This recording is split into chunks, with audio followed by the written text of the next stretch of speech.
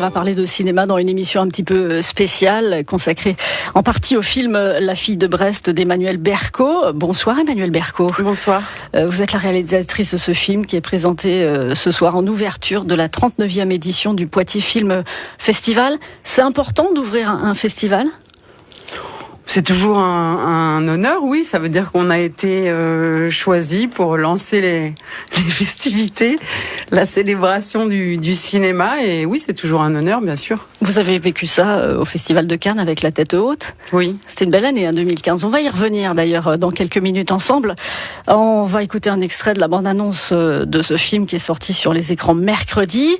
Ça se passe dans un hôpital de Brest pour une grosse partie du film, puisque c'est là où exerce la pneumologue Irène Frachon, qui découvre, dans le cadre de son métier, un lien entre des morts suspectes et le Mediator, un médicament commercialisé depuis 30 ans, prescrit dans le traitement du diabète et qui sert aussi comme coupe-faim. On a 2 minutes du lâcher de bombe. Toutes les preuves, elles sont là-dedans. Faut arroser les grands médias. Je suis médecin, moi. Pas pom-pom girl. Ça va être Hiroshima. C'est pas moment de te dégonfler. La guerre aux méchants labos, c'est ça ? Moi, je vous pose la question à laquelle votre livre répond jamais. Combien de morts ? Nous avons un résultat surprenant. Posez-vous d'abord la question. Et si c'était vrai ? Et si c'était vrai, et c'est une histoire vraie, évidemment, Emmanuelle Bercot. J'ai envie de dire, c'est aussi un film sur Brest. Oui, c'est un film aussi sur Brest parce que c'est pas, cette histoire, elle est partie de là-bas. C'est une petite équipe brestoise derrière Irène Frachon qui ont réussi à faire plier cet énorme laboratoire contre vents et marées et aussi contre les instances de santé parisiennes.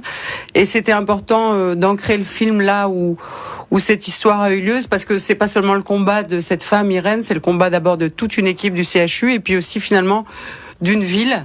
Irène aujourd'hui est un peu une star là-bas. Et voilà, c'était bien de rendre hommage aussi à cette ville dans le film. Brest, c'est la dernière ville avant les États-Unis. C'est un bout du monde. Et il y a une géographie symbolique, je trouve, parce que c'est le cœur de la résistance, alors que Paris, c'est le cœur du pouvoir. Oui, c'est exactement ça. Si Irène Frachon a eu tant de mal à se faire entendre et à se faire respecter, c'est effectivement parce qu'elle venait de ce bout de la France, vraiment très très loin pour les gens de Paris. Brest, ça leur paraît très très loin et on est peu crédible visiblement quand on vient de si loin. Et le film raconte aussi effectivement ça, c'est le combat de David contre Goliath, mais aussi de la provinciale contre Paris. Vous aimez bien tourner en Bretagne, Emmanuelle Bercot ? Alors j'aime bien surtout tourner en province où que ce soit, je déteste tourner à Paris, j'évite de le faire au maximum. C'est vrai que moi j'ai des racines bretonnes et que c'est une terre à laquelle je suis attachée, donc je m'y sens bien pour tourner. Et là la question ne s'est pas posée puisque je tenais à tourner cette affaire là où elle s'était déroulée. Mais j'aime en réalité tourner dans toutes les provinces. Et vous avez tourné au sein de la Cavale Blanche, l'hôpital de Brest. Alors ça, c'est incroyable. Ils vous ont ouvert leurs portes. Il y a beaucoup de gens du métier qui sont dans le film, qui jouent leur propre rôle. Hein. Oui, vous avez raison de dire que c'est incroyable parce que ça n'arrive jamais en fait d'être autorisé à tourner dans un hôpital en activité. En général, on tourne dans des parties désaffectées. Et là, on s'est glissé au sein de l'activité de l'hôpital, ce qui était extrêmement amusant à certains moments parce que les vrais protagonistes de l'histoire croisaient les interprètes de la fiction. Et puis qu'aussi, c'est vrai, beaucoup de gens du CHU ont joué leur propre rôle, que ce soit un chirurgien, médecin légiste, anesthésiste, tout le monde a participé au film, ce qui a fait qu'on a pu cohabiter finalement de façon très harmonieuse entre le cinéma et la médecine pendant ce tournage. Aldric Bosfaucher, vous êtes le directeur du TAP Cassis. Ce soir, évidemment, vous serez à l'ouverture du Poitiers Film Festival. Vous avez vu le film d'Emmanuelle Bercot, La fille de Brest. Un mot sur le film, vous, votre regard de professionnel du cinéma, et puis on va évoquer aussi le Poitiers Film Festival. Moi, je trouve que c'est un film magnifique. Ce que j'ai aimé, c'est que c'est un vrai thriller médical. Il se passe énormément de choses. On est vraiment happé par cette histoire de bout en bout. Pourtant, on la connaît. On a pu la voir dans les médias ou beaucoup lire autour de ce fait de société encore en cours, malheureusement. Mais voilà, ça m'a séduit énormément. Parce que c'est une intrigue incroyable et une héroïne, un personnage sublime dans ce film. Aldric Bosfeucher, le Poitiers Film Festival commence ce soir, 39e édition, il dure jusqu'au 2 décembre. Le festival, le cœur du festival, c'est toujours le film d'école, bien sûr. Le film d'école et la jeune création internationale qu'on va retrouver au travers de la sélection internationale, du focus, So French, mais aussi l'anniversaire consacré à la Fémis. Cette année, un focus géographique consacré au Danemark, avec 10 films et 3 grandes écoles invitées. Et puis, bien sûr, en parallèle, toutes les séances spéciales. Je pense à la masterclass musique et cinéma qui sera donnée par Dominique Cabrera et Béatrice Thirier, itinéraire à Lola Créton, qui sera présente, un programme spécial donc pour l'anniversaire de la Fémis avec des avant-premières et pas mal de gens présents, une leçon de cinéma autour du cinéma d'animation de Florence Miaille, voilà, So French, la cour d'ici, des programmes pour enfants, plein de choses pendant 8 jours de festival. Merci Aldric Bosfeucher, Emmanuel Berco, vous êtes notre invité spécial cet après-midi sur France Bleu Poitou. France Bleu. Vous l'avez vécu cette semaine sur France Bleu Poitou. On est sur des circonstances accidentelles dans le cadre de travaux qui étaient exécutés par une entreprise sur du polystyrène avec un retour de flamme et qui est à l'origine de l'incendie. On avait des grandes flammes et de la fumée. C'était quand même impressionnant, un feu comme ça on n'a pas tout le temps l'occasion d'en voir, quoi. Avec la fumée, surtout avec le vent. Il y en aurait pour 130 000 € de manque à gagner pour le Futuroscope. L'arnaque a débuté cet été et s'est déroulée jusque récemment.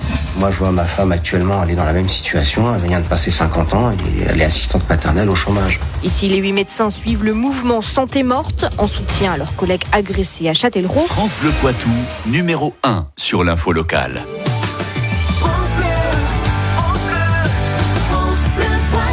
La fille de Brest est sortie mercredi sur tous les écrans.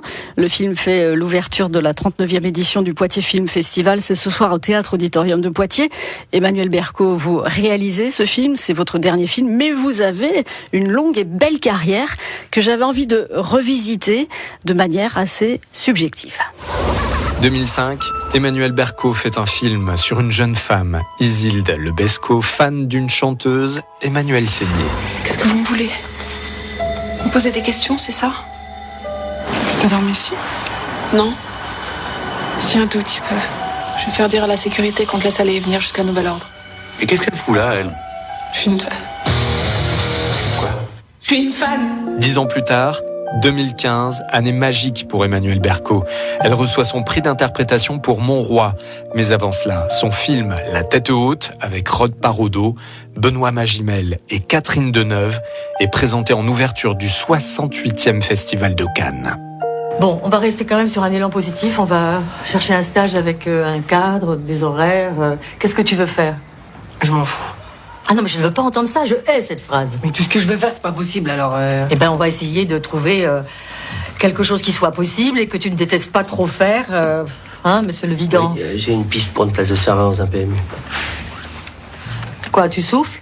Qu'est-ce qui va pas ? Qu'est-ce qui te gêne ? J'ai pas envie de faire ça. Elle retrouvait Catherine Deneuve. 2 ans après, elle s'en va dans un road movie en Volvo qui se termine dans une caravane inattendue. Moi, je peux m'accrocher à quelqu'un comme une moule à son rocher. Je ne peux pas blairer les tongs, ni les œufs durs.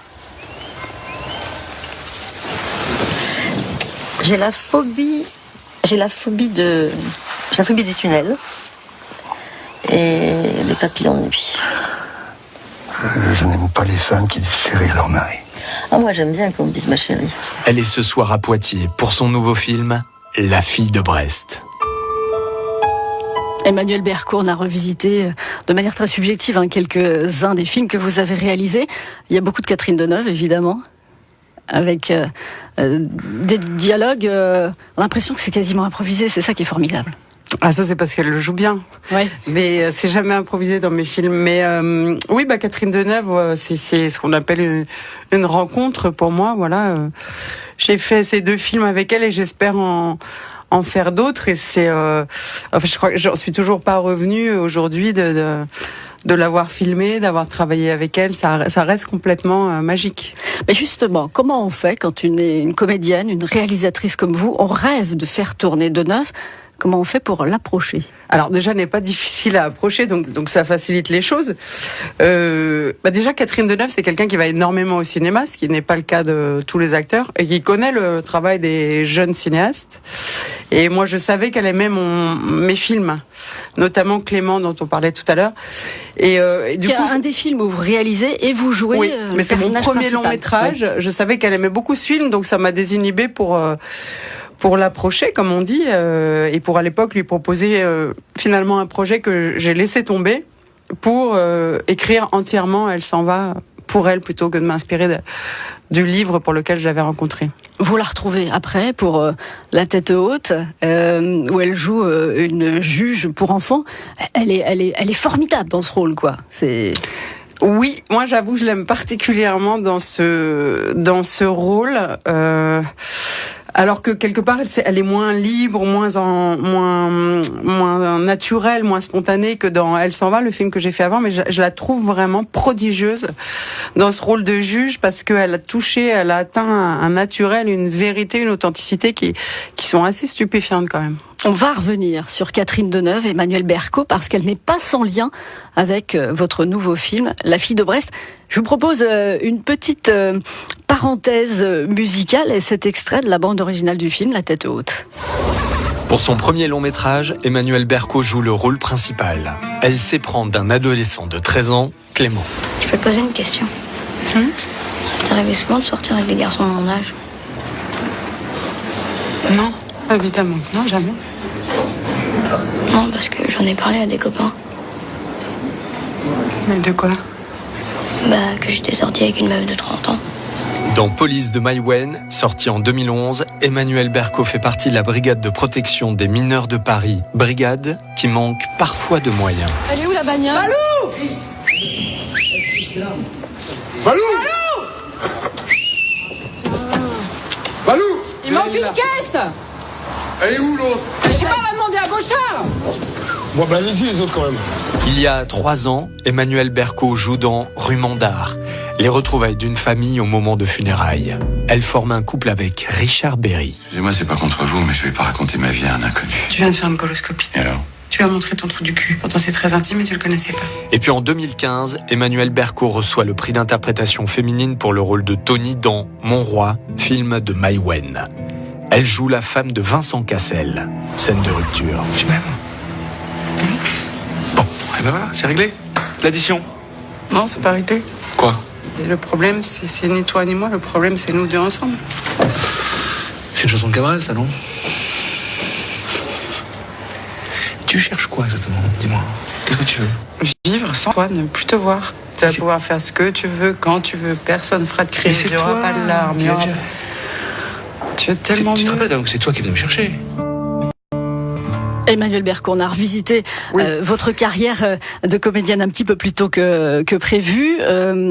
Mon Roi, ça vous a fait quelle sensation de revivre ce rôle? C'est un rôle important dans votre carrière. Ah bah oui, évidemment. Quelle sensation ça m'a fait de le revivre? De réécouter un extrait là comme ça. Vous avez vu, ça m'a fait rire. Oui, j'ai vu ça. C'est pour ça que je vous pose la question. C'est pas un film super drôle non plus. Non, c'est pas un film super drôle non plus, mais comme l'a dit Vincent Cassel, on s'est beaucoup amusé à souffrir, nous deux, dans ce film. Et là, je riais parce que comme les dialogues sont improvisés, je le revois me sortir, se foutre de moi finalement en me disant c'est une chanson de Cabrel. Ça me refait rire encore aujourd'hui. Donc voilà, ce sont des souvenirs vraiment très intenses de moments d'acteurs. Ouais, avec le prix d'interprétation au Festival de Cannes, ce qui n'est pas rien évidemment. Je vous ai promis Alain Bachung, on y va.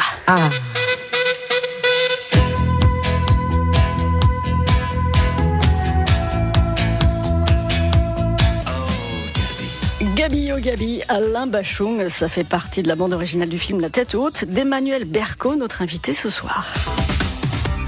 De Châtellerault à Bressuire, Second-Dinier, Civaux, France Bleu Poitou. Écoutez, on est bien ensemble. Emmanuelle Berco, qu'est-ce qui vous a donné envie de tourner La fille de Brest? Parce que le sujet quand même, c'est pas rien, l'histoire du Mediator, c'est un scandale. Oui, le sujet, c'est un scandale, ça c'est ce qu'on en connaît, mais ce qu'on connaît moins, Parce que tout le monde dit oui, on connaît l'issue de l'histoire et pourtant on s'intéresse au film. En réalité, ce que raconte le film, on ne le connaît pas parce que tous les dessous de l'affaire, tous les ressorts, toutes les difficultés, tout ce qu'elle a eu à braver, on est très très loin de se douter de l'ampleur de son combat. Mais moi, à vrai dire, c'est pas le scandale sanitaire qui m'a poussé à faire ce film, c'est le personnage d'Irène Frachon. Qui, en la rencontrant, m'a fait penser qu'elle pouvait être vraiment un beau personnage de cinéma parce qu'extrêmement haut en couleur et extrêmement humaine d'un côté, et puis de l'autre côté, une femme qui s'est transformée en machine de guerre pour l'intérêt général et pour protéger les victimes. Alors justement, comment trouver la femme qui va incarner au cinéma Irène Frachon? Et là, on revient à Catherine Deneuve. Oui, décidément. Je me suis arrangée pour qu'elle ait quelque chose à voir avec ce film aussi. Non, mais c'est vrai que j'arrivais pas dans nos actrices françaises à projeter une d'entre elles dans ce personnage. Je sais pas pourquoi, mais en tout cas, je trouvais pas. Et c'est en confiant mon désarroi à Catherine Deneuve qu'elle m'a parlé de cette actrice Sisse Babette Knudsen qu'elle avait vue dans Borgen. Moi, je ne connaissais pas du tout cette femme. La série où elle joue une femme Premier ministre dans son pays, au Danemark, série qui a été diffusée sur Arte, qu'on retrouve sur DVD, qui est formidable. Oui. Et donc j'ai eu la curiosité de regarder dès le lendemain cette actrice que j'ai trouvée effectivement flamboyante, très en nuance, quoi. J'ai trouvé son jeu m'a pas mal fasciné, mais surtout j'ai senti qu'elle avait l'énergie sans doute que je cherchais pour Irène Frachon, et après ça a été la rencontre à Copenhague, et puis tout s'est fait très vite après. Vous avez fait le voyage. Alors il faut dire que cette comédienne parle français, elle a étudié le théâtre en France quand elle avait 18 ans. Ceci dit, elle a joué dans l'Hermine aussi, où elle a eu un César pour le second rôle aux côtés de Fabrice Lucchini. Ceci dit, il faut quand même avoir un débit, c'est pas un débit mitraillette, mais quand même, il a fallu travailler pour elle quand même. La maîtrise du français pour être super à l'aise, quoi. Effectivement, j'avais vérifié quand même avant de la rencontrer qu'elle parlait français. J'avais trouvé une petite interview d'elle sur YouTube. Elle parle bien français avec un accent assez fort. Il faut savoir que nous, quand on l'a contactée, c'était 3 ans avant l'Hermine. Et l'Hermine, elle joue une étrangère. Là, le truc un peu dingue pour elle, c'est qu'on est venu lui proposer un premier rôle dans un film français d'une pure française. Donc c'est vrai que c'était un défi énorme pour elle. D'autant que je tenais à ce que le film ait un rythme effréné, et c'est un film où on parle beaucoup et je voulais qu'elle parle très vite. Donc ça suppose le travail colossal qu'elle a dû faire phonétiquement pour enregistrer tout ça. À propos de votre choix sur la suggestion de Catherine Deneuve, elle dit: c'est une drôle d'idée, mais c'est une belle et bonne idée que vous avez eue, effectivement. D'ailleurs, Irène Frachon a bondi de joie quand elle a appris que c'était Sisse Babette Knudsen qui interprétait son rôle à l'écran. Ça n'a pas dû être facile pour elle de retrouver son histoire. Le fait qu'elle ait bondi de joie quand on lui a appris qu'une actrice danoise allait l'incarner, elle, l'emblème de la lanceuse d'alerte française, montre à quel point elle ne mélange pas tout, Irène Frachon. Elle sait très bien que moi, ma mission n'était pas de faire un documentaire sur elle ni sur son affaire, c'était de faire du cinéma et qu'il y ait du romanesque aussi, et qu'on prenne de la distance avec la pure réalité. Et le fait qu'elle ait si facilement accepté, mais sans même poser la moindre question sur un problème éventuel d'accent, d'origine, etc.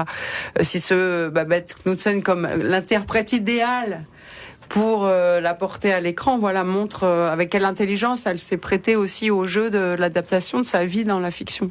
Je vous recommande vraiment ce film, La fille de Brest, avec aussi Benoît Magimel. C'est important parce que c'est la 2e fois que vous tournez avec lui. C'est d'autant plus important qu'il est merveilleux dans le film et qu'il joue un personnage qui est très loin de ce qu'il a l'habitude de faire, et que il est extrêmement, une fois de plus, éblouissant, je trouve, dans ce personnage. Et le duo aussi, Sisse et Benoît, fonctionne bien, et c'est la partie vraiment très romanesque du film. Merci beaucoup, Emmanuelle Berco, d'être passé par le studio de France Bleu Poitou.